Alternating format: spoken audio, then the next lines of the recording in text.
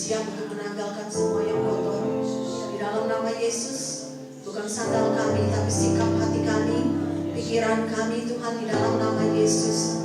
Tuhan, di dalam nama Yesus kami bersedia menanggalkan itu, karena kesadaran kami bahwa kami ada di tangan yang kudus. Terima kasih untuk firman-Mu yang kudus. Terima kasih Tuhan untuk firman-Mu. Kau berkata bahwa kami akan mengenal kebenaran, dan kebenaran itu akan membebaskan kami. Hamba-Mu mengucap syukur Tuhan, menundukkan diri hamba-Mu di dalam nama Yesus kepada kebenaran, bukan kepada manusia, karena kebenaran itu yang membebaskan kami. Kau membebaskan hamba-Mu lebih dahulu Tuhan, di dalam nama Yesus. Terima kasih Tuhan untuk setiap kata. Terima kasih untuk setiap firman yang terucap. Biarlah itu lahir dari roh, di dalam nama Yesus. Segala sesuatu yang dari daging datangnya, biarlah itu mati Tuhan sebelum itu keluar dari mulutmu. Di dalam nama Yesus, aku hanya hamba-Mu Tuhan. Lebih dari itu tidak. Biarlah aku hanya berjalan menjadi hamba-Mu hari ini. Di dalam nama Yesus, hamba mengucapkan berkat untuk seluruh anak-anak-Mu di tempat ini, untuk Pak Paul dan istri yang sedang ada di Amerika. Terima kasih banyak untuk kebersamaan kami. Terima kasih Tuhan. Diberkatilah firman-Mu malam ini, dan diberkatilah pekerjaan Roh Kudus malam ini untuk mengajar kami di dalam nama Yesus. Amin. Amin. Haleluya. Beri kemuliaan bagi Tuhan. Tuhan yang luar biasa. Amin. Tuhan kita adalah Tuhan yang luar biasa. Tuhan yang saya sembah adalah Tuhan yang luar biasa. Juga saya percaya Tuhan yang sangat luar biasa dalam kehidupan saudara. Kira-kira 2 minggu lalu setelah waktu perjalanan Ibu Atta ke sini, Pak Paul telepon saya bahwa saya 2 minggu saya bisa untuk ada di sini. Dan saya percaya ya Tuhan. Jadi inilah adanya saya hari ini, malam ini. Dan mungkin saudara lihat tuh, Ibu ini aneh cuma persekutuan, waduh bajunya. Saya mau belajar setia sama Tuhan. Amin.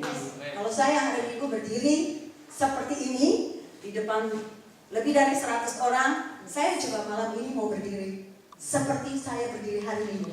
Amin. Karena saya datang ke Sion memang lewat Pak Paul untuk mengundang saya, tapi saya tahu saya datang ke sini untuk melayani Allah saya yang sama yang saya layani hari Minggu. Amin. Jadi inilah saya mau belajar taat sama Tuhan. Amin. Luar biasa, Pak Paul sempat kasih poin sama saya bahwa kalau bisa bulan ini kita bahas soal kesatuan. Karena betapa pentingnya kesatuan. Saya lihat di sini Mazmur 133 itu sama ada di Hermon, di Eindhoven kami pun punya visi ini. Mazmur 133, betapa luar biasanya kalau kesatuan itu ada di antara kita, dan Tuhan akan mengirimkan berkat. Amin. Kita doa puasa, minta berkat sama Tuhan. Sementara Tuhan bilang, bikin aja kesatuan, aku yang kirim berkat. Kita doa puasa, tapi kita tidak bersatu. Kita tidak lihat berkat itu dikirim. Amin. Kita kelaparan, kita kehausan karena berpuasa, tapi kok nggak lihat berkat. Kuncinya cuma satu, karena tidak ada kesatuan. Malam ini kita akan belajar dari Rut. Kita buka Rut 1.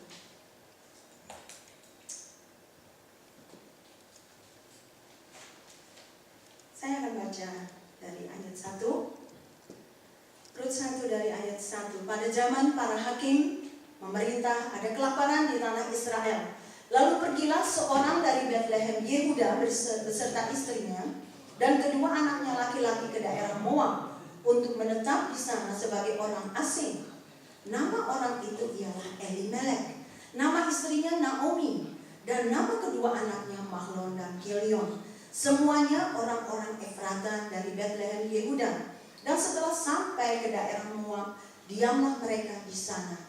Kemudian matilah Elimelek suami Naomi, sehingga perempuan itu tertinggal dengan kedua anaknya. Ayat 4, keduanya mengambil perempuan Moab. Yang pertama bernama Orpa, yang kedua bernama Rut. Dan mereka diam di situ kira-kira 10 tahun lamanya.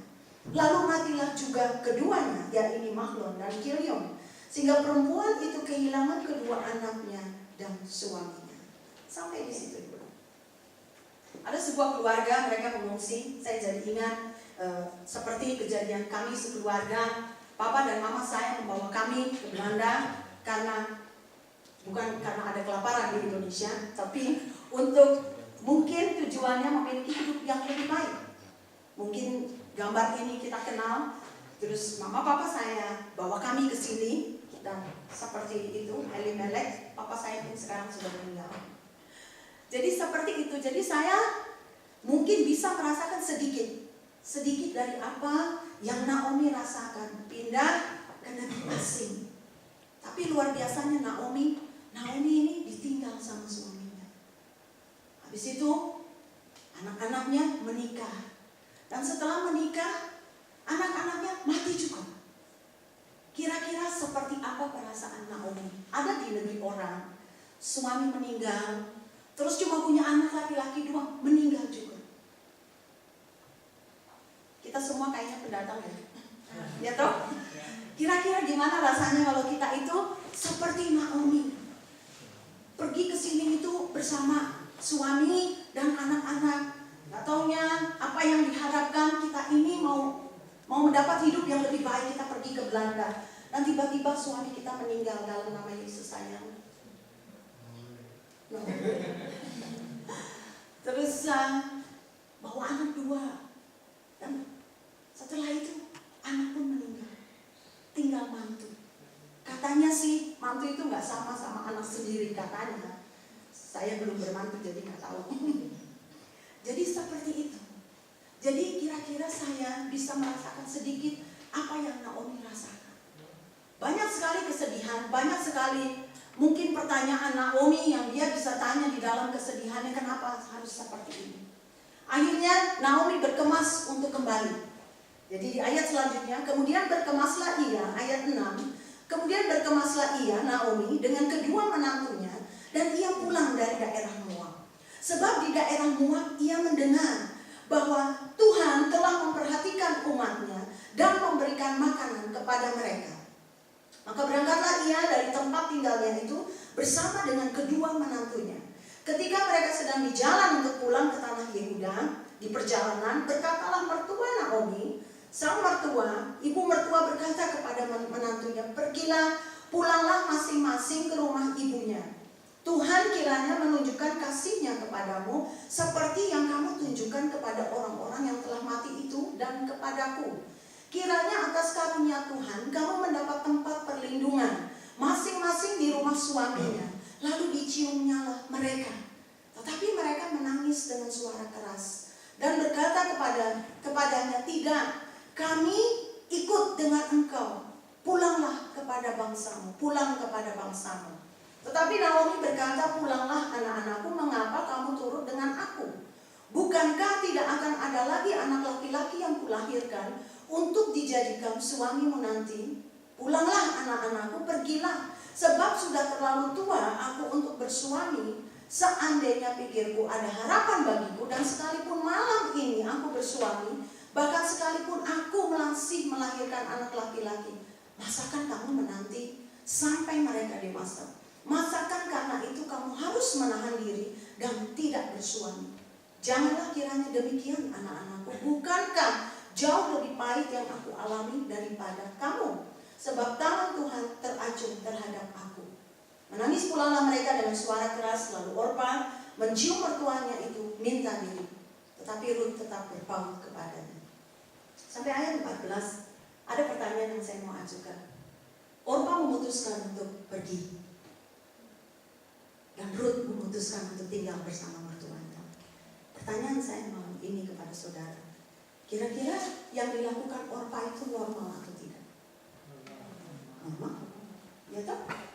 Normal. Kenapa kira-kira Orpa berangkat?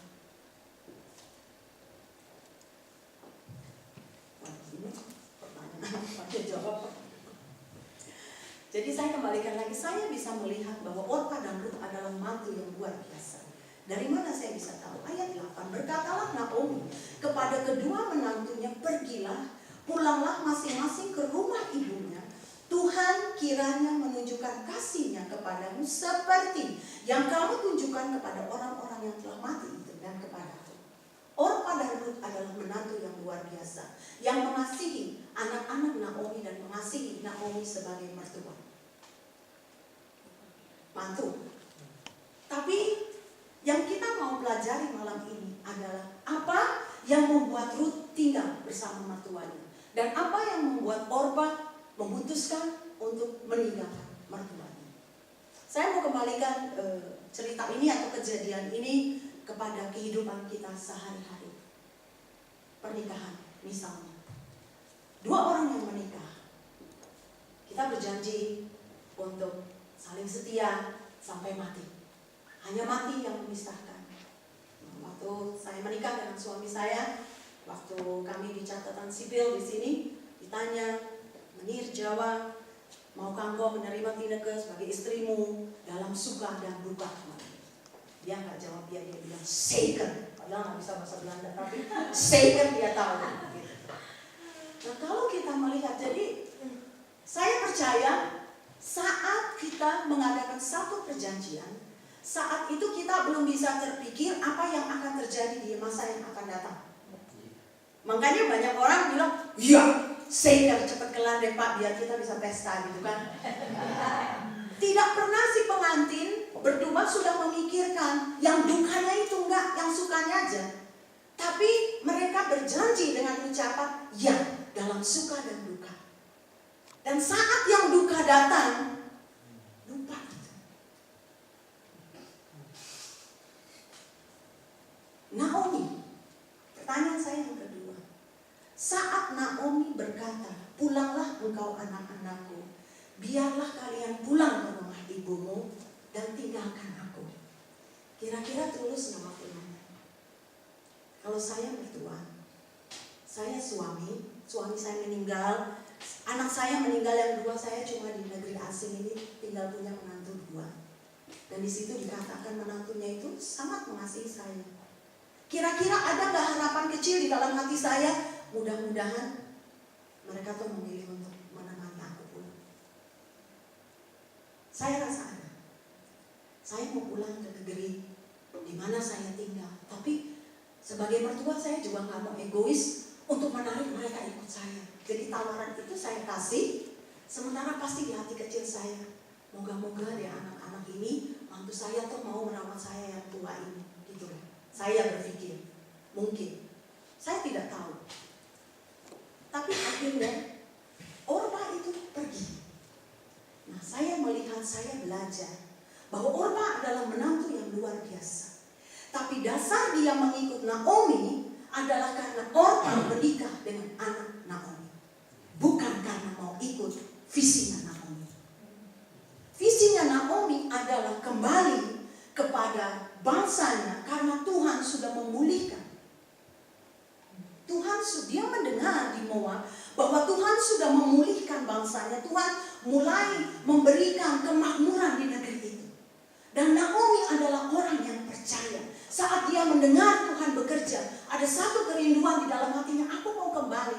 Karena itu visi hidupku adalah mengikut Tuhan. Nah, dua mantunya ini datang dari Moab. Orang-orang yang tidak kenal Tuhan. Orpa dan Ruth mengikut Naomi karena itu ibu mertua. Tapi bukan karena mengikuti visi Naomi. Orpa akhirnya berkata, menangis pula mereka ayat 14. Dengan suara keras lalu Orpa mencium mertuanya itu, minta diri. Sampai di situ selesai hubungan Orpa dengan Naomi. Orpa tidak bisa melihat visinya Naomi. Buat Orpa, segala sesuatu realitas yang Naomi ucapkan, kebenaran, kenyataan yang ada, itu benar. Dia harus memikirkan masa depannya sebagai wanita muda. Kadang-kadang dalam kehidupan kita berumah tangga atau berjemaat, saat yang duka itu datang, ada suara yang membuat mata kita semakin besar untuk melihat kenyataan itu lebih daripada yang sebenarnya ada. Bukankah lebih enak kalau tinggalin yang ini? Bukankah engkau lebih enak kalau tinggal di yang sana? Bukankah kalau engkau dengan yang A, engkau akan lebih terjamin? Bukankah di sini semua kering? Bukankah berjemaat di sini kayaknya kok gini-gini aja? Bukankah yang di sana lebih enak? Saat yang duka datang,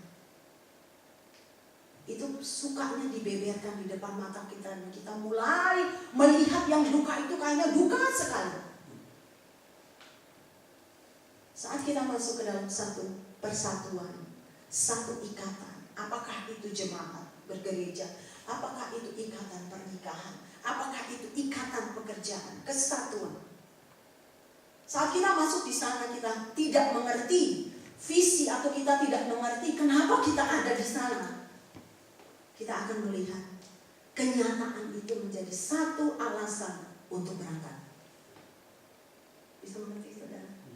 Sekali lagi, apakah itu hidup bergereja, apakah hidup itu berumah tangga, apakah itu hidup di dalam pekerjaan atau berteman, persahabatan. Saat kita tidak mengerti dasar dari sebuah kenapa kita bisa ada di sini di dalam persekutuan Sion, kenapa saya bisa kawin dengan suami saya, semua dasar itu saat kita tidak mengerti kenapa, dan kita masuk ke dalam yang duka, sedangkan janji kita adalah suka dan duka. Kalau yang suka itu nggak usah diajarin, semua orang suka. Tapi begitu yang duka itu datang, mata kita terbuka dengan lebar-lebar untuk melihat yang duka itu. Dan saat kita tidak mengerti visi atau alasan kenapa kita ada di dalam persekutuan itu, ikatan perjanjian itu, kita akan berangkat. Karena selesai. Kalau kita naik bus, semua mungkin senang naik bus. Kalau saya naik bus, bukan karena saya lihat bus itu bagus, tapi saya tahu bus ini akan bawa saya kepada tujuan itu. Mengerti? Kalau saya naik kereta, saya 1 bulan sekali saya harus ngisi di Seelang. Jadi saya mesti naik kereta dari Eindhoven ke Seelang. Dan saya luar biasa, apa yang saya pelajari malam ini dari cerita Ruth. Saya mengingat tadi perjalanan saya ke Seelang.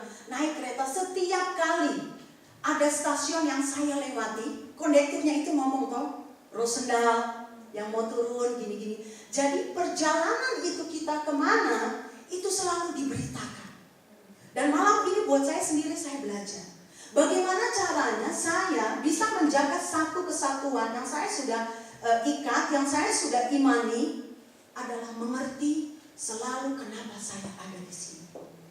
Bukan karena trennya yang tingkat, bukan karena yang luar biasa, tapi tren ini saya tahu dia akan bawa saya ke Vlissingen.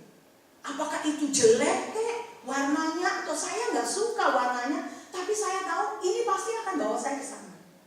Begitu juga dengan pernikahan. Saya harus tahu kenapa saya menikah dengan suami saya. Dasarnya apa? Padahal dulu saya menikah dengan dia Islam. Tapi karena saya mengerti, sekarang kebenaran itu membebaskan saya. Dasar pernikahan sekarang saya bisa berikan kepada anak-anak muda, bukan karena cinta yang waduh kayaknya cinta sekali. Tidak. Maleakhi mengajar kita bahwa satu-satunya alasan kenapa 2 orang menjadi satu adalah untuk mengalirkan keturunan ilahi. Itu alasan pernikahan yang saya mengerti. Sekarang yang saya bisa bagikan kepada anak-anak muda. Bukan karena katanya cinta sekali. Buktinya kami cinta sekali. Dia terbang dari Indonesia ke sini untuk menikah dengan saya. Atau waktu saya belum jadi anak Tuhan, ya piring terbang di mana-mana terbang. Yang katanya cinta sekali, betul cinta sekali. Kalau enggak dia nggak terbang cuma untuk menikah dengan saya. Kawin di masjid dulu. Sampai akhirnya Tuhan selamatkan saya, baru kami menikah di gereja. Seperti itu cintanya suami saya. Tapi itu waktu pertama. Semua yang menikah tahu bahwa di dalam pernikahan bukan hanya suka dan sukanya saja. Ada masa-masa di mana kita berduka. Dan pertanyaan saya, saat yang duka itu datang, kalau kita tidak mengerti akan janji pernikahan, kalau saya tidak mengerti bersama suami kenapa kami bersatu, kami akan berangkat untuk mengikuti pikiran kami masing-masing.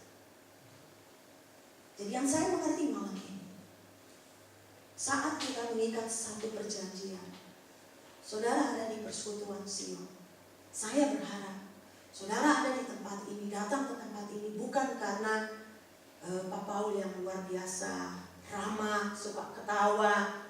Kenapa? Karena ada satu saatnya dia nggak ketawa. Dia nggak mungkin ketawa terus, dia manusia. Atau karena Ibu Grace yang begitu ramah, atau karena ada rekan-rekan, saudara seiman yang, wah kalau ketemu dia kayaknya enak deh. Kalau itu dasar saudara untuk ada di sini, percaya sama saya, masa duka itu akan datang dan saudara akan berangkat dari tempat ini. Masa duka itu pasti akan datang, tidak mungkin tidak. Kenapa saya tahu itu? Karena Tuhan Yesus berkata. Filipi 2, nanti kita kembali ke Filipi 2 ayat 29 berkata,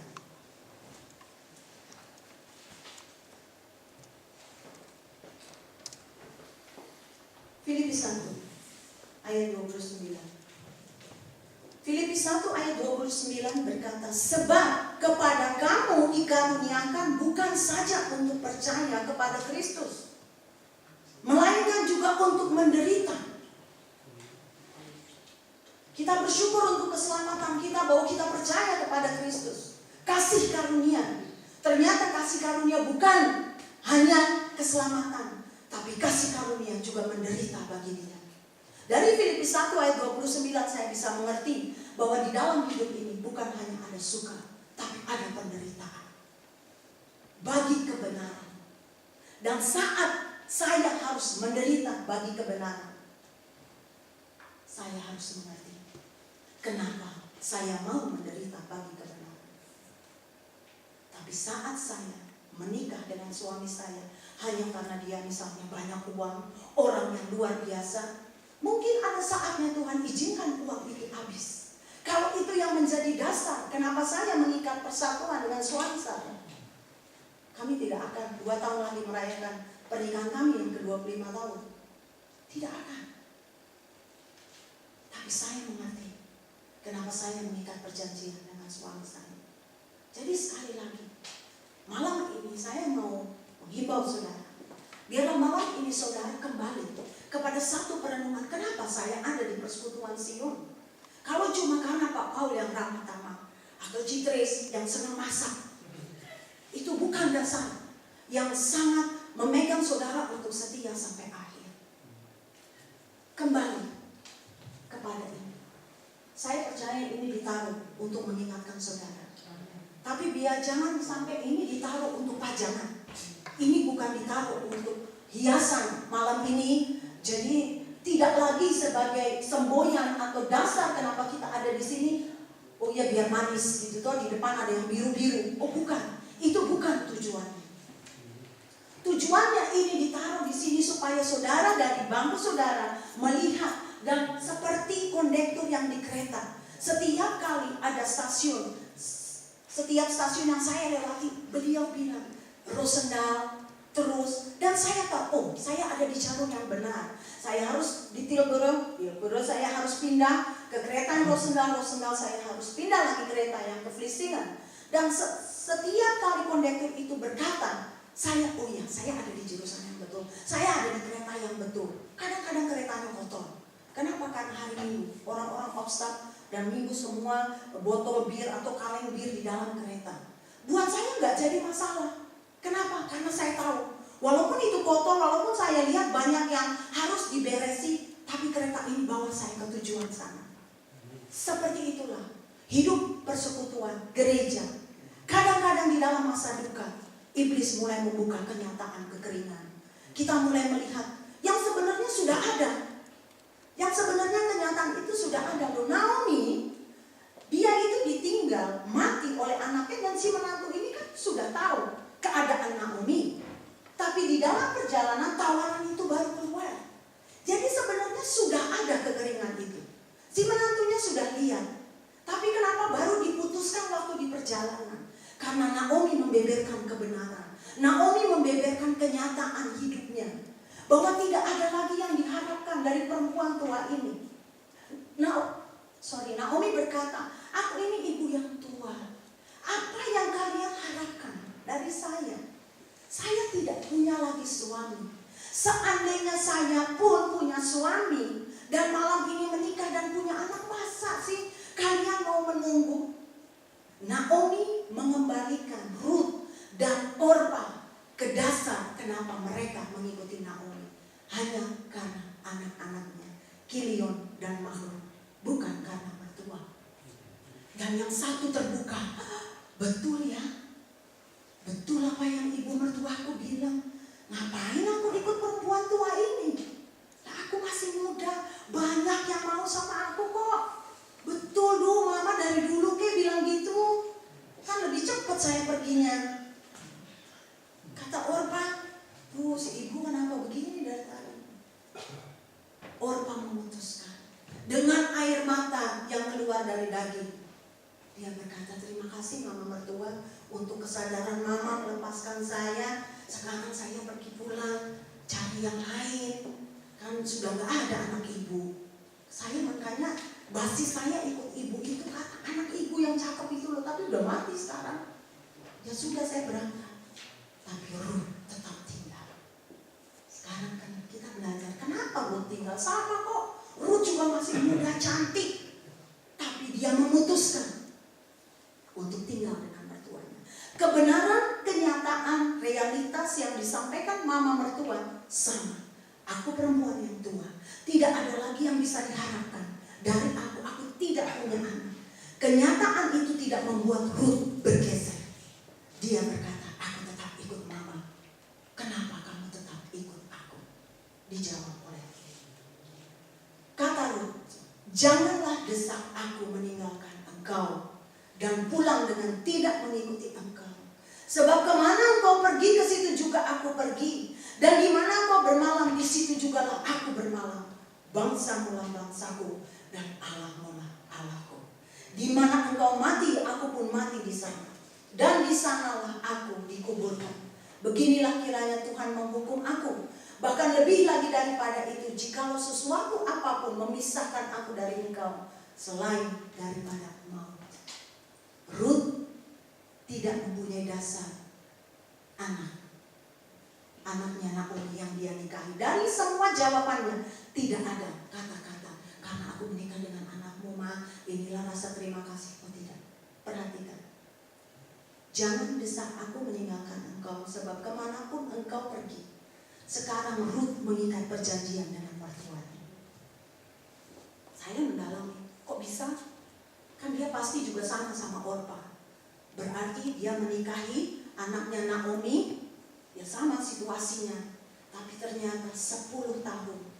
Coba kita mundur. Mereka hidup bersama 10 tahun. Di mana itu tadi? Setelah 10 tahun, ya ayat 4. Keduanya mengambil perempuan Moab yang bernama Orpa, yang kedua bernama Ruth, dan mereka diam di situ 10 tahun lamanya, lalu mati kedua anaknya Mahlon dan Kilion. 10 tahun Ruth belajar kehidupan mama mertua. Di dalam 10 tahun Ruth bertumbuh daripada basis dia di dalam kehidupan persekutuan. Dan di dalam 10 tahun Ruth mengambil satu basis ikatan perjanjian, bukan hanya karena dia menikah dengan anak Naomi, tapi dia melihat satu kehidupan ketuhanan di dalam hidup Naomi. 10 tahun itu hal yang proses yang lama, dan saya percaya Ruth melihat kehidupan mama mertuanya yang percaya akan Tuhan. Ruth melihat bagaimana beliau tetap tegar saat anak-anaknya meninggal. Ruth melihat bagaimana ketaatan mama mertua saat dia mendengar kabar bahwa Tuhan yang memulihkan bangsanya. Dia berkata, aku pulang karena aku punya visi hanya hidup bagi Tuhanku. Ruth dalam waktu 10 tahun belajar mengenal visi mama mertua. Jadi hidup Ruth sangat berbeda dengan hidup Orpa. Hidup Orpa hanya mengikuti Naomi sebagai mama mertua karena kewajiban. Dan waktu tawaran itu dilepas, dia berkata selamat tinggal. Tapi Ruth, dia mengikuti Naomi bukan karena kewajiban, tapi dia mengikuti Naomi karena kesadaran ini yang aku cari. Inilah tujuan hidup. Terima kasih. inilah tujuan hidup yang selama ini aku rindukan. Aku mau ke sana, aku mau mengenal Tuhanmu. Aku datang dari keluarga Moab, aku tidak pernah melihat kehidupan seperti ini mama mertua. Jadi jangan desak aku lagi untuk pulang. Aku tidak memikirkan masa depanku, aku tidak memikirkan suami lain. Aku hanya mau mengenal Allah yang engkau sembah, yang aku perhatikan 10 tahun ini. Seperti itu. Ada satu perubahan di dalam hidup Rut. Orpa hanya di situ. Dia tidak bertumbuh dari sebagai menantu, dan dia tidak bertumbuh di dalam kehidupan Naomi sebagai orang percaya. Tapi Rut, dia mendalam kehidupan mama mertua. Karena dia berkata, jangan desak aku lagi untuk pergi. Bangsamu adalah bangsaku. Itulah satu ikatan perjanjian yang luar biasa. Allahmu adalah Allahku. Sementara dia gak ngerti Allah yang mana. Tapi ada satu gejolak di dalam hidup Rut. Aku mau mengenal Allah itu yang engkau sembah, yang 10 tahun ini aku perhatikan, yang membuat engkau kuat saat anak-anakmu meninggal. Aku mau mengenal Allah itu. Jangan desak aku lagi untuk pergi. Aku tidak mau memikirkan pernikahan yang bagaimanapun. Aku tahu aku masih muda, tapi aku percaya dengan Allah yang engkau sembah. Itulah dasar kenapa Rut tetap tinggal dengan mama mertua. Luar biasa. Seorang perempuan muda yang mengorbankan, menurut mata manusia, dia mengorbankan kehidupannya, masa depannya, mungkin kekayaannya kalau dia menikah dengan orang yang lebih kaya. Di mata manusia, Rut adalah bodoh. Toh? Bodoh sekali. Loh, sudah jelas mertuanya bilang, aku ini udah tua, mau pulang ke sana ke kampung. Kamu pulang aja, masih banyak yang nungguin, kamu cantik. Orpa bilang betul juga. Rut bilang tidak. Aku tidak peduli dengan semua itu. Aku rela menderita bersamamu. Dia bilang hanya maut yang memisahkan kita. Waduh, luar biasa. Itulah Rut. Dan akhirnya apa yang dianggap bodoh oleh manusia, Tuhan menganggap itu luar biasa.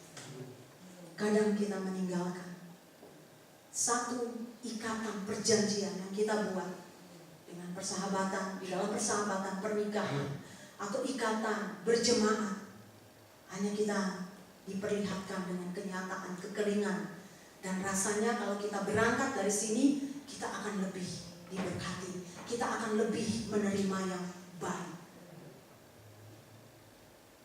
Tapi tidak demikian dengan Rut. Rut rela. Padahal sudah dibeberkan kenyataan itu tidak membuat dia bergeser. Akhirnya Rut berangkat. Ayat 18. Ketika Naomi melihat bahwa Rut berkeras untuk ikut bersama-sama dengan dia, berhentilah ia berkata-kata kepadanya. Dan berjalanlah keduanya sampai mereka tiba di Betlehem. Ketika mereka masuk ke Betlehem, gemparlah seluruh kota itu karena mereka. Dan perempuan-perempuan berkata, Naomi kah itu?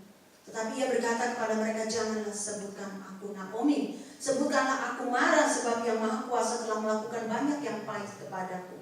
Dan dengan tangan yang penuh aku pergi, tetapi dengan tangan yang kosong Tuhan memulangkan aku. Mengapakah kamu menyebutkan aku Naomi? Karena Tuhan telah naik saksi menentang aku, dan yang Maha Kuasa telah mendatangkan malapetaka kepadaku. Demikianlah Naomi pulang bersama-sama dengan Rut perempuan Moab itu, menantunya, yang turut pulang dari daerah Moab, dan sampailah mereka ke Betlehem pada permulaan musim menuai jelai. Sekali lagi saya bertanya, tahukah Naomi sebelum dia berangkat dari Moab bahwa saat dia tiba adalah musim tuai? Dia tidak tahu. Karena itu jauh. Dia hanya mendengar Tuhan bekerja. Tapi waktu dia datang, persis musim tuai. Saat kita memutuskan untuk setia ada di dalam kekeringan, dan kita tahu itu karena Tuhan. Saat kita bersedia menderita bagi kebenaran, saat kita bersedia meletakkan keinginan seakan-akan mengorbankan apa yang kita impikan, Tuhan sedang kerjakan di depan. Amin. Kemarin saya duduk bersama Ibu Ata dan suami saya di dalam mobil. Suami saya mengatakan satu kalimat, dia bilang, kalau kita memang ke belakang ya Ibu Ata, kita nggak pernah ngebayangin ya bahwa kita ini bisa ada di negeri Belanda dan bertemu dengan saudara seiman, bertemu dengan Ibu Ata, perjumpaan yang sangat spesial dengan beliau 7 tahun yang lalu. Kalau kita melihat ke belakang, saya melihat kehidupan saya yang dulu Islam, saya tidak pernah berpikir bahwa saya satu hari berdiri untuk membagikan firman. Tidak pernah, saya tidak pernah punya pemikiran seperti itu. Saat kami masuk ke dalam kekeringan, penderitaan, kami ini yang sudah mengalami banyak penderitaan sebagai hamba Tuhan. Saat jemaat melempar kopi kepada kami, saat jemaat mengusir kami dari rumahnya, saat jemaat melakukan yang gimana, itu kenyataan. Dan apakah saat itu iblis tidak membeberkan realitas itu di mata kami? Iya. Seakan-akan itu dibesarkan dan ditambah diperjelas dengan Lut. Kekeringan itu. Mungkin kalau kamu nggak jadi hamba Tuhan nggak akan mengalami seperti ini. Bukankah yang ini lebih baik, yang itu lebih baik, yang gini. Itu dibeberkan di mata kami. Tapi di dalam setiap penderitaan, satu kesuksesan kami di dalam berumah tangga dan memimpin jemaat adalah kesatuan itu. Saya dan suami tahu kenapa kami memberikan hidup kepada Tuhan. Bukan karena untuk dieluk-elukan sama jemaat. Bukan. Saya tahu kenapa kami berdua memberikan hidup. Mau diapain juga sama Tuhan, ya oke aja. Karena kami mengasihi Dia. Bukan karena kami mau terkenal. Sama sekali enggak. Dan itu membuat kami sadar, betapa sadarnya, apakah itu suka atau duka, kami tahu Tuhan, kami tetap masih ada di jalur Tuhan toh, kami masih melayani Tuhan toh. Itu saja yang kami mau tahu. Yang kami lihat berantakan atau penderitaan atau kekeringan itu tidak jadi masalah. Tapi kami tahu kami kesana. Itu yang harus kita pegang terutama dalam hidup berumah tangga. Jadi 2 tahun lagi kami akan merayakan pernikahan kami yang 25 tahun. Dan di dalam 25 tahun itu bukan hanya suka saja, banyak sekali dukanya. Dan kenapa kami bertahan? Karena kami tahu kenapa kami bersatu. Begitu juga Bapak Ibu malam ini. Saya percaya kekeringan itu masuk di dalam pernikahan, di dalam keuangan, di dalam kesehatan, di dalam kehidupan berjemaah. Tapi saat kekeringan itu datang, itu bukan alasan saya untuk berkata selamat tinggal kepada suami saya. Oh tidak. Karena bukan itu tujuannya saya bersatu dengan dia. Saat saudara diperlihatkan kekeringan di persekutuan Sion, itu bukan menjadi alasan saudara mengucapkan selamat tinggal untuk persekutuan ini. Karena bukan kekeringannya, bukan kemakmurannya yang saudara cari di tempat ini. Tapi adalah tujuan kenapa saudara ada di tempat ini. Karena saudara mempunyai satu tujuan bersama-sama dengan Bapak Paul Chok untuk ke satu tujuan itu. Dan saat di perjalanan kekeringan itu datang, dan pasti itu datang, tidak mungkin enggak. Nggak mungkin hujan terus, pasti ada keringnya. Dan kekeringan itu rasanya semakin jelas. Engkau akan tetap seperti dulu. Engkau akan tetap ke sana, ke tujuan itu. Karena itu yang membuat engkau ada di sini. Bukan karena Pak Paul Chok yang ramah tamah dan citeris yang pintar masak. Bukan. Contohnya gereja di Eindhoven. Kesaksian banyak orang, worship luar biasa. Tapi kami bukan dapat visi dari Tuhan. Eindhoven itu, gereja Hermon di Eindhoven bukan gereja worship. Kami tidak dapat warna, kami tidak dapat visi dari Tuhan bahwa gereja Hermon adalah gereja worship. Yang kami dapati dari Tuhan, warna untuk gereja Hermon Eindhoven adalah gereja murid, gereja akhir zaman. Karenanya, apa yang kami lakukan di gereja Eindhoven, begitu orang-orang, wah, sama worship itu terjamah, mereka suka terus langsung mau jadi jemaat. Dan di situ kami ngobrol sama mereka selalu. Kami jelaskan apa warna gereja ini. Gereja kami, gereja yang dipanggil Tuhan sebagai gereja murid. Artinya apa? Gereja pendisiplinan. Berarti apa? Bapak dan Ibu gitu. Jadi kami berkata, wah worship luar biasa pastor, saya mau jadi jemaat di sini. Oh salah. Itu sesuatu yang kalian lihat hari ini luar biasa indah. Tapi kami tidak dipanggil untuk jadi gereja worship. Kami dipanggil untuk jadi gereja murid pendisiplinan. Berarti Bapak dan Ibu akan banyak dikerat cara-caranya dengan firman Tuhan. Kenapa? Kalau kami tidak panggil orang-orang ini dan membiarkan mereka dengan pikiran mereka masuk ke dalam bahtera Hermon, mereka terbuai dengan worship, tiba-tiba kami tegur, mereka marah dan pergi. Karena mereka tidak mengerti kemana gereja ini sebenarnya. Itu yang kita mau jelas. Coba nanti tanya Pak Paul, kita ini toh. Nah, saudara tanya, saudara ada di sini apa enggak? Kita buka Amos 3 ayat 3.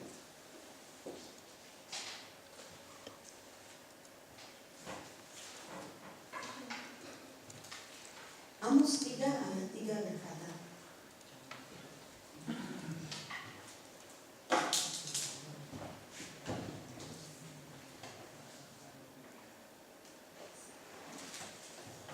Amos 3 ayat 3 berkata, berjalankah dua orang bersama-sama jika mereka belum berjanji?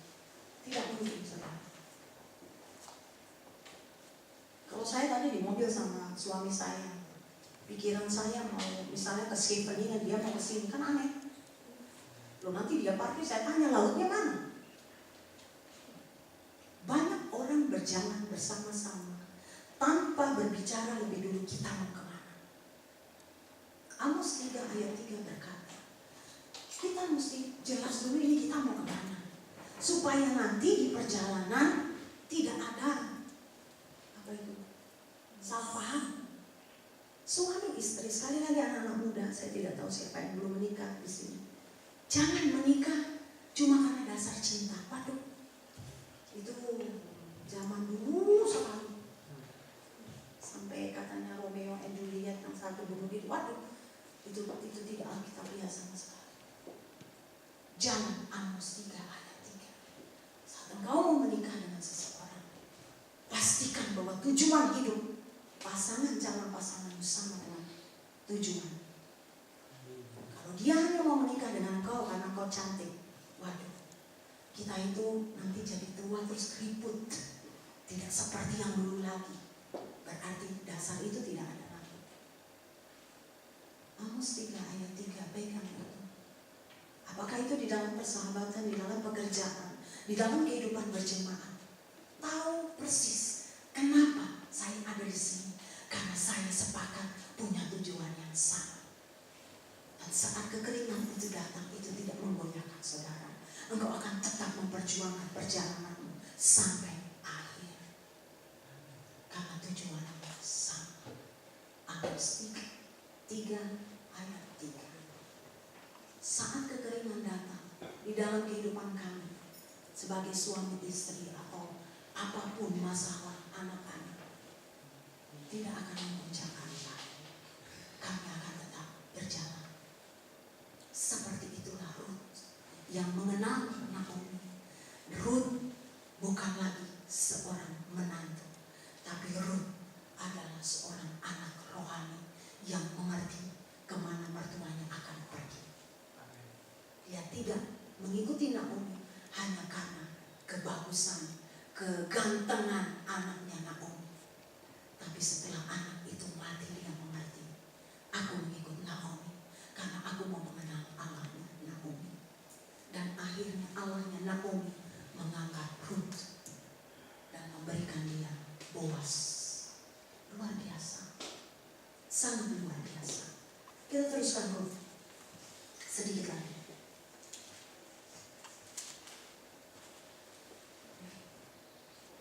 Ruth 2. Naomi itu mempunyai seorang sanak dari pihak suaminya, seorang yang kaya raya dari kaum Elimelek namanya Boaz.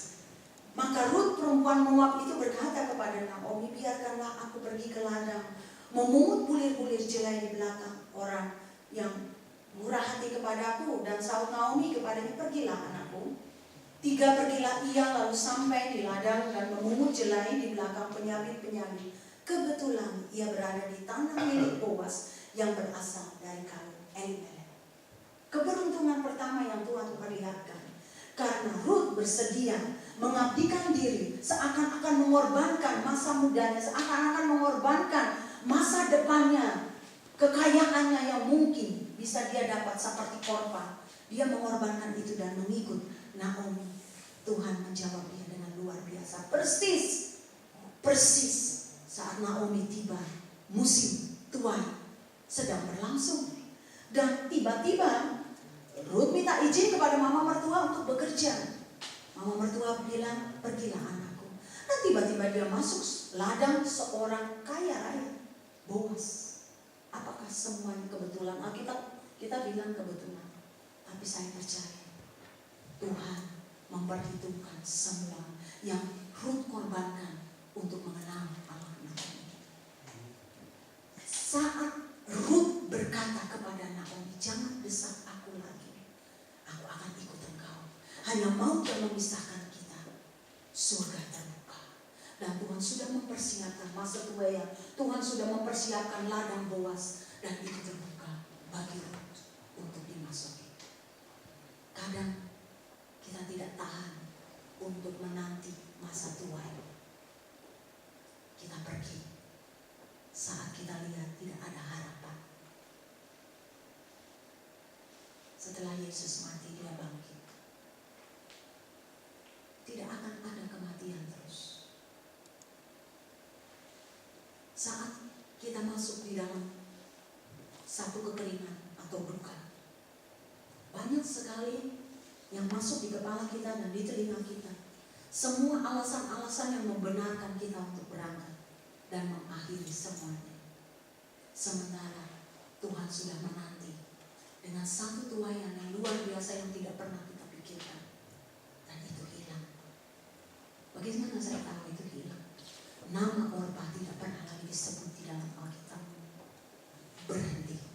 Cuma sampai di Rut 1 ayat ini. Keberapa? Dia pergi. 14. Hidup Orpa, nama Orpa hanya tercatat di Alkitab dalam beberapa ayat. Selesai. Dengan keputusannya pergi. Tapi nama Rut, saudara tahu dan saya, nama Rut tetap tercatat sampai perjanjian baru.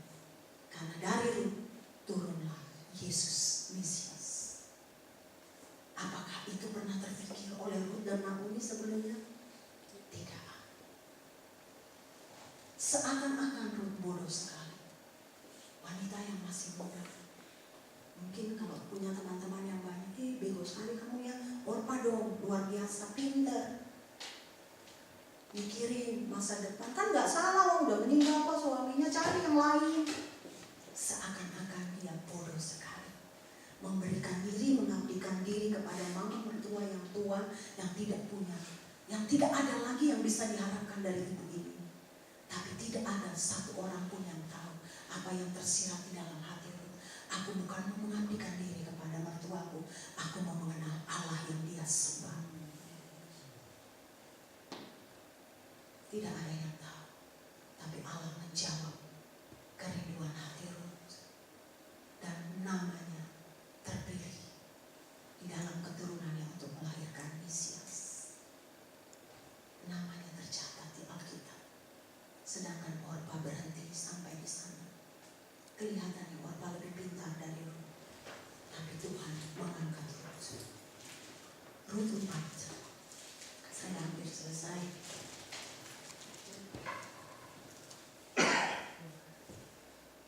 Rut 4 ayat 13. Kita tahu cerita Rut, akhirnya Rut ketemu dengan Boas. Dan Rut 4 ayat 13. Lalu Boas mengambil Rut dan perempuan itu menjadi istrinya, dan dihampirinya lah dia. Maka atas karunia Tuhan perempuan itu mengandung, lalu melahirkan seorang anak laki-laki. Sebab itu perempuan-perempuan berkata kepada Naomi, terpujilah Tuhan yang telah rela menolong engkau pada hari ini dengan seorang penebus. Termasyurlah kiranya nama anak itu di Israel. Dan dialah yang akan menyegarkan jiwamu dan memelihara engkau pada waktu rambutmu telah putih. Sebab menantumu yang mengasihi engkau telah melahirkannya, perempuan yang lebih berharga bagimu dari 7 anak laki-laki. Alkitab mencatat bahwa Rut lebih berharga dari 7 anak laki-laki. Menantu yang takut akan Tuhan, menantu yang begitu mengasihi Allah yang disembah oleh mama mertuanya. Alkitab mencatat dia lebih daripada 7 anak laki-laki. Luar biasa. Dan Naomi mengambil anak itu serta meletakkannya pada pangkuannya, dan dialah yang mengasuhnya. Dan tetangga-tetangga perempuan memberi nama kepada anak itu, katanya, pada Naomi telah lahir seorang anak laki-laki. Lalu mereka menyebutkan namanya Obed. Dialah ayah Isai, ayah Daud, opa dari Raja Daud. Seandainya Ruth berangkat seperti Orpa, apakah berkat ini diterima oleh Ruth? Tidak. Janganlah kita tertipu dengan kekeringan yang seakan-akan hampir membuat kita itu mati. Tidak. Justru disitulah kesetiaan saudara dan saya teruji. Kalau engkau tahu bahwa itu tujuan yang engkau sudah dapat dari Tuhan, kekeringan seperti apapun, jangan pernah itu menjadi alasan untuk meninggalkan perjanjian itu. Entah itu berumah tangga, berjemaat, pekerjaan, jangan. Tahukan persis bahwa aku ada di tempat yang tepat dan aku akan ke sana bersama tempat ini. Kekeringan seperti apapun yang diperlihatkan, dibeberkan, engkau tetap berjalan, karena engkau tidak pernah tahu apa yang ada di sana. Jangan pernah ingkari satu ikatan perjanjian yang sudah engkau buat, karena engkau melihat kekeringan. Saya nanti tutup dengan Ibrani. Kita akan berdoa. Ibrani 10. Terima kasih Tuhan.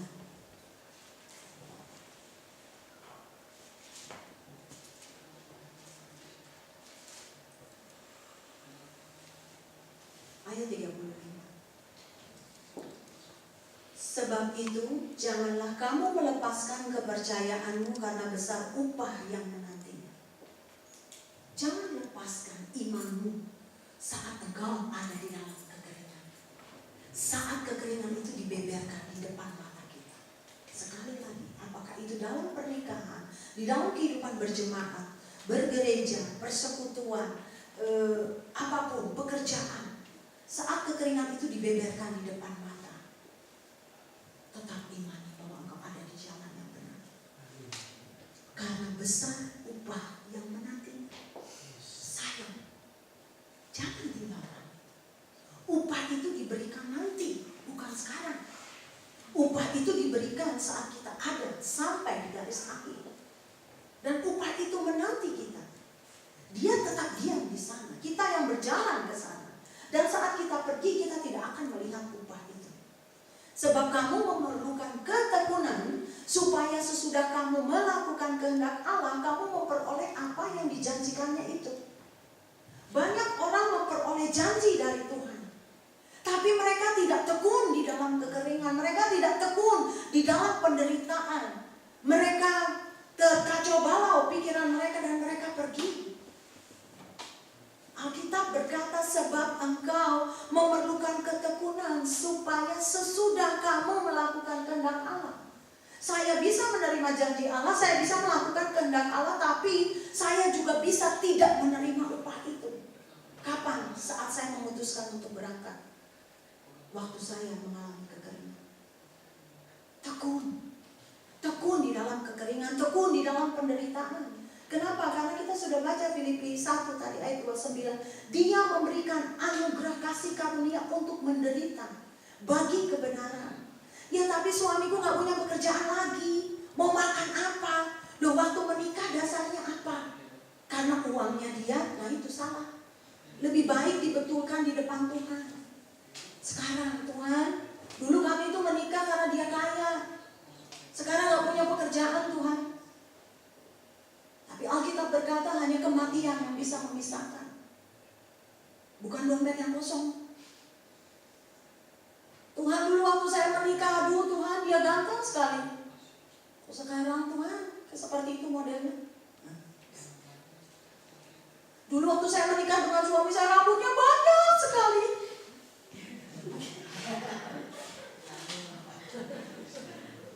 Tapi itu bukan menjadi dasar saya untuk menikah bagi dia. Jadi sekarang pun tinggal setengah tidak jadi masalah. Mungkin setiap dari kita sekarang mesti kembali.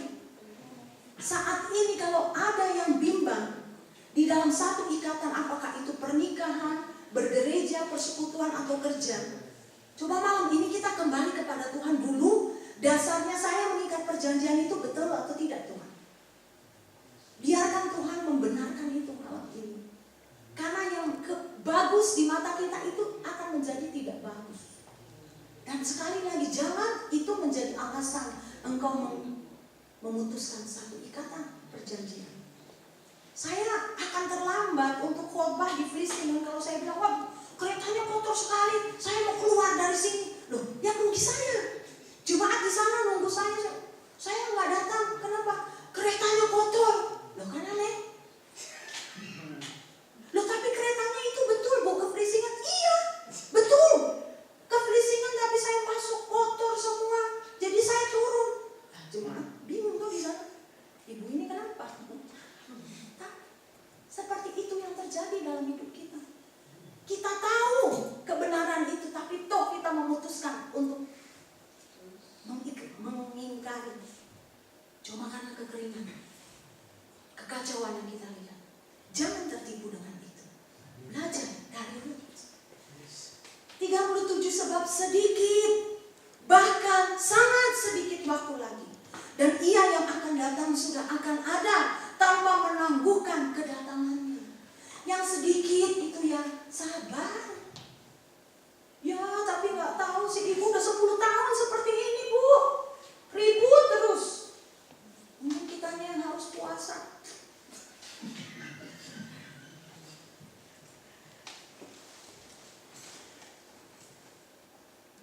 Datang sama Tuhan. Kalau 10 tahun gak selesai-selesai, berarti ada satu yang mesti ngalah. 10 tahun lagi kata suami. 38 tetapi orangku yang benar akan hidup oleh iman. Apa itu iman? Iman itu bukan yang kita lihat dengan mata. Iman itu satu keyakinan. Iman adalah dasar dari segala sesuatu yang saya tidak lihat. Yang dilihat itu sementara. Kenapa kita lebih percaya dengan yang kelihatan? Kalau ditanya percaya Yesus, percaya. Lo gak kelihatan Yesus, kok percaya? Tapi kalau lagi menderita dalam pernikahan, udah 10 tahun gak berubah-berubah. Iman ini yang tidak kelihatan. Luar biasa. Tetapi orangku yang benar akan hidup oleh iman, dan apabila ia mengundurkan diri, maka aku tidak berkenan kepadanya. Kenapa tidak berkenan? Saat saya keluar dari iman percaya saya untuk mengimani bahwa dialah Allah yang sanggup mendatangkan hujan setelah masa kering, saya sebenarnya sedang mengabaikan dia. Di mana itu ayatnya saya? Ayat 6. Ibrani 11. Tetapi tanpa iman tidak mungkin orang berkenan kepada Allah. Sebab barang siapa berpaling kepada Allah, ia harus percaya bahwa Allah ada dan bahwa Allah memberi upah kepada orang yang sungguh-sungguh mencari Dia. Itu iman. Jadi tidak ada satu kekeringan yang akan membenarkan saya untuk mengakhiri sebuah perjanjian. sebuah kesatuan, ikatan. Karena dalam menjalin dan berjalan dengan satu ikatan, saya harus memiliki iman. Saat saya melihat kehancuran, saat saya melihat kekeringan, saat saya melihat tidak ada lagi yang bisa diharapkan dari keadaan ini, saya mesti berjalan dengan iman untuk melihat upah itu ada di sana.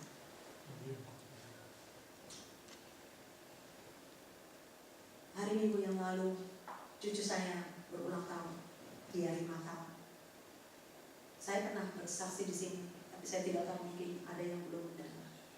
6 tahun yang lalu, terjadilah satu bencana di dalam kehidupan kami sebagai bapak dan ibu pendeta karena anak kami hamil. Saya berpikir itulah masa kehancuran yang membuat saya mati. Hari itu saya tidak pernah akan lupa seumur hidup saya. Saat saya dipanggil oleh sekolah, saya pikir dosen itu akan memberitahukan karena anak saya pintar. Jadi saya berpikir bersama suami kalau kami harus menghadap bahwa ini terlalu sulit untuk anak kami ngisi untuk jurusan ini, biarlah dia diturunkan 1 tahun. Ternyata kami datang ke sekolah dan kami mendengar bahwa sebenarnya Misi sudah hidup berapa minggu di sekolah hanya menangis karena takut untuk memberitahukan kepada kami bahwa dia hamil. Hari itu semua gelap di mata saya. Saya tidak pernah lupa hari itu. Bahwa dosen itu menenangkan saya dan semua rasanya gelap, semua saya rasanya tidak injak bumi, dan dia mau mengirim saya ke HGZ, ke rumah sakit jiwa.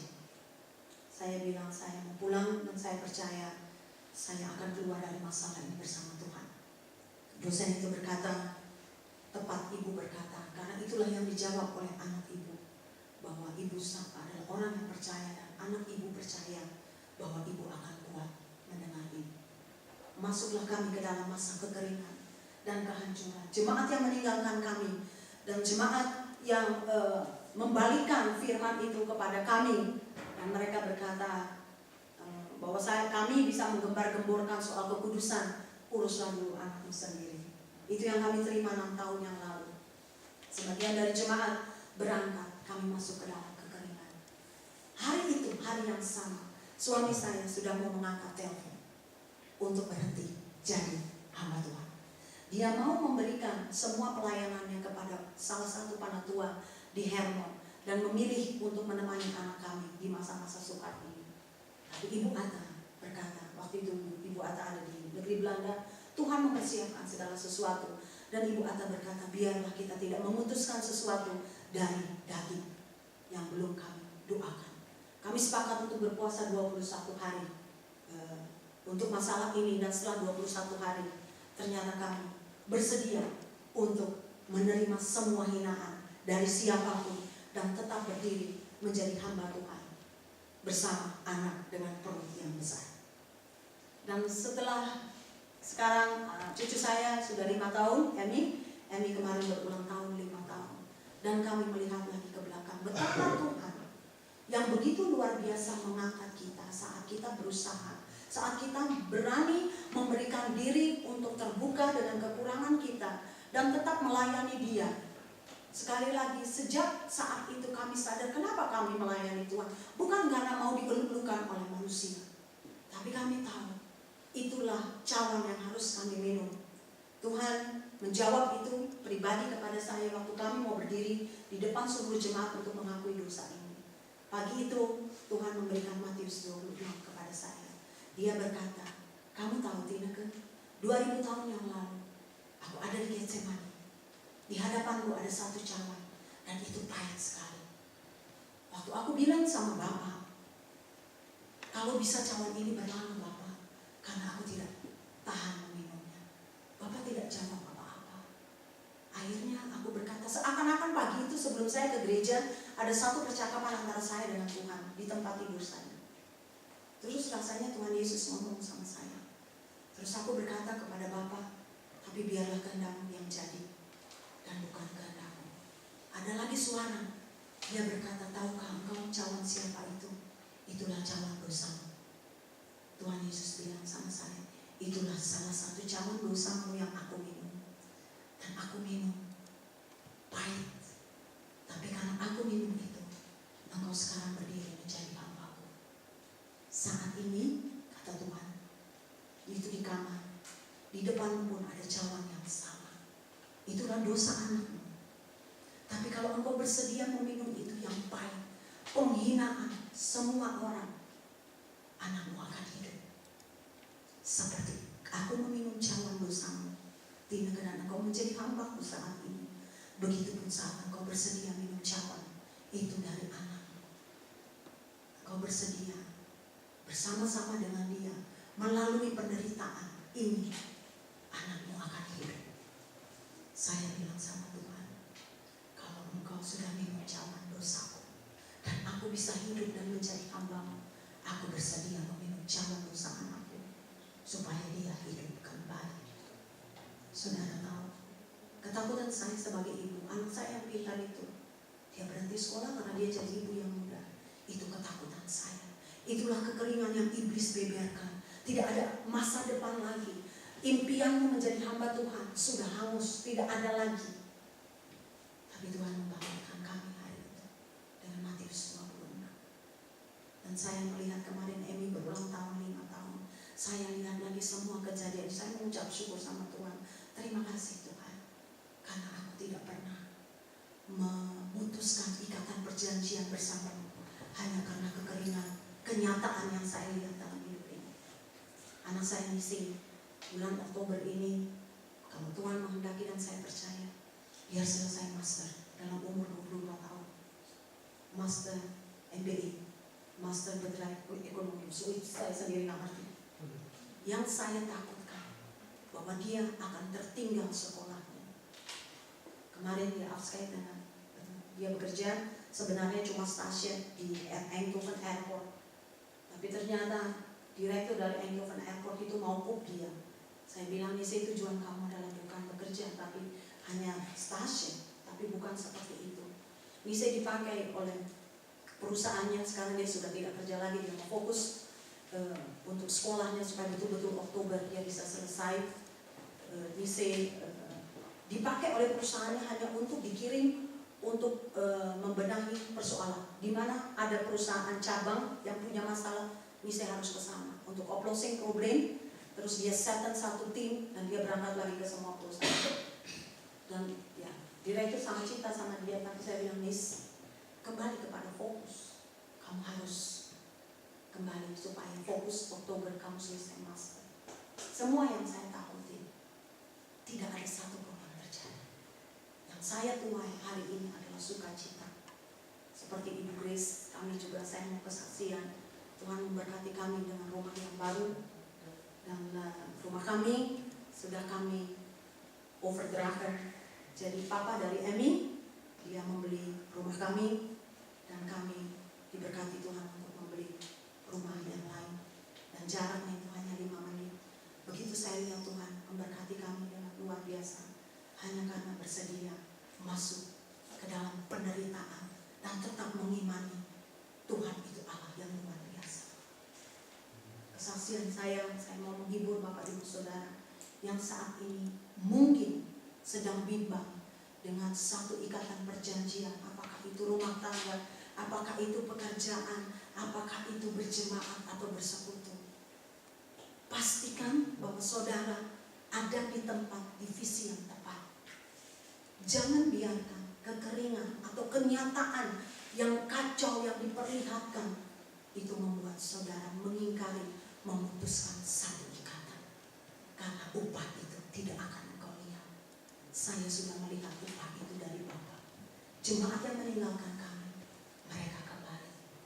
Mereka kembali. Dan saat ini jemaat sangat diberkati luar biasa. Gereja sangat diberkati luar biasa. Dan jemaat justru tambah menghormati kami karena mereka melihat keteguhan kami di dalam penderitaan. Dihina-hina oleh orang, tidak apa-apa. Itulah cawan yang kami minum bersama-sama dengan Nisi dan Emi. Sekarang kami boleh bersuka cita melihat upah yang Tuhan berikan kepada kami. Terlalu luar biasa. Amin, saudara.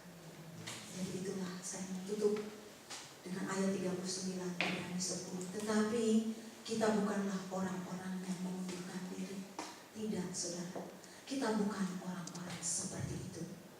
Tetapi kita bukanlah orang-orang yang mengundurkan diri dan binasa, tetapi orang-orang yang percaya dan yang beroleh hidup. Amin. Jadi sekali lagi, semua ilustrasi yang saya berikan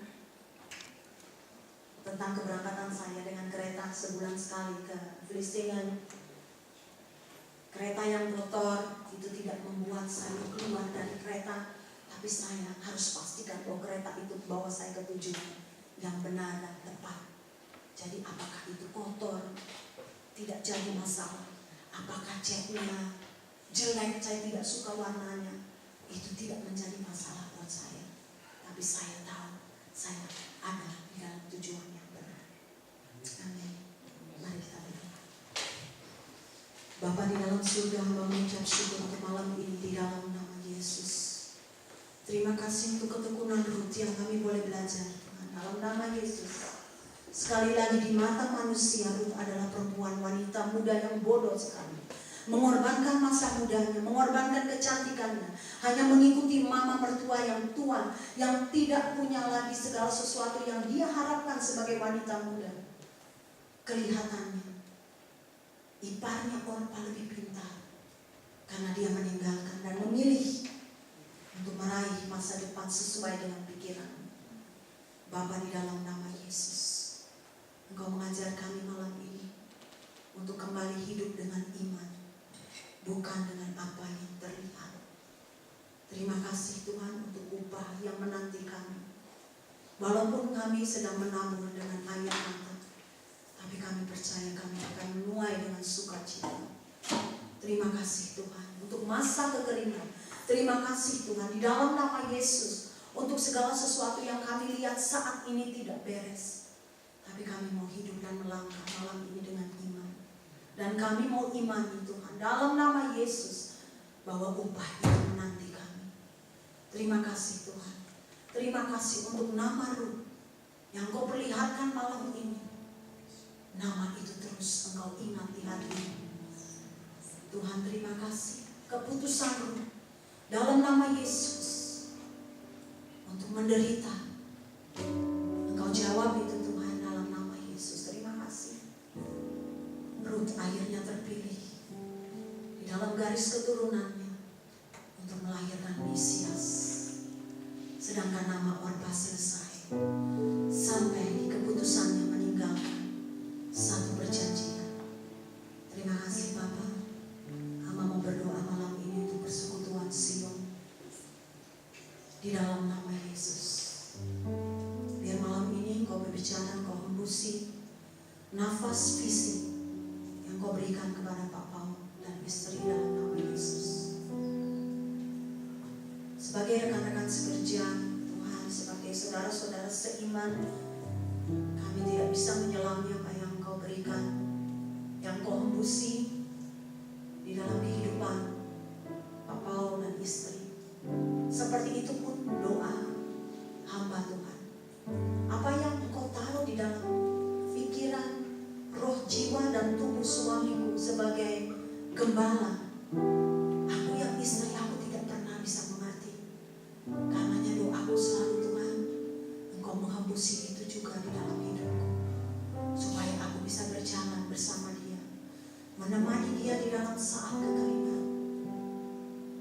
Aku bawa seluruh jemaat persekutuan Sion malam ini di dalam nama Yesus. Aku minta hembusan nafas Roh Kudus untuk menghembusi visi yang sama yang Engkau hembusi di dalam kehidupan Pak Paul dan istri. Engkau hembusi juga Tuhan di dalam kehidupan anak-anak-Mu di tempat ini, di dalam nama Yesus. Dan setiap kali mereka diperhadapkan dengan kekeringan, mereka diperhadapkan dengan kekacauan, itu tidak membuat mereka bimbang, itu tidak membuat mereka Tuhan melambaikan tangan dan mengingkari perjanjian ini, karena mereka tahu mereka ada di dalam tujuan yang sama. Bapa di dalam nama Yesus, pulihkan kami malam ini, pulihkan motivasi kami di dalam nama Yesus untuk ada di tempat ini.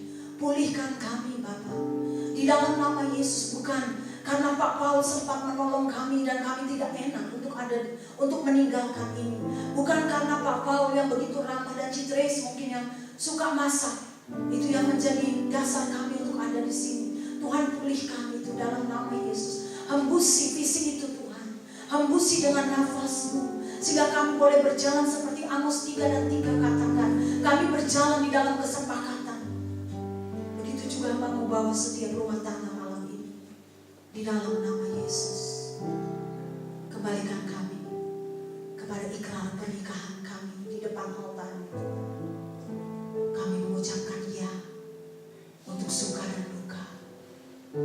Bapa, di dalam nama Yesus, hembusi nafas roh atas ucapan yang kami buat terhadap suami kami, juga terhadap istri. Saat Engkau melihat ikatan itu mulai goyah, Tuhan kembalikan kami kepada kekuatan ikatan perjanjian. Hembusi setiap pernikahan Tuhan dengan nafas hidup-Mu malam ini. Kami diberi kasih karunia untuk menderita bagi-Mu, bukan menjadikan penderitaan sebagai alasan untuk meninggalkan perjanjian. Terima kasih Tuhan. Terima kasih Engkau memperlihatkan kepada kami kesetiaan saat Engkau menderita sampai Engkau mati di kayu salib. Tapi Engkau memenangkan kematian itu dan Engkau bangkit. Tuhan, ajar kami untuk setia sampai akhir dan Engkau akan membangkitkan kami. Terima kasih untuk setiap penderitaan yang boleh Engkau izinkan kami alami dalam hidup ini.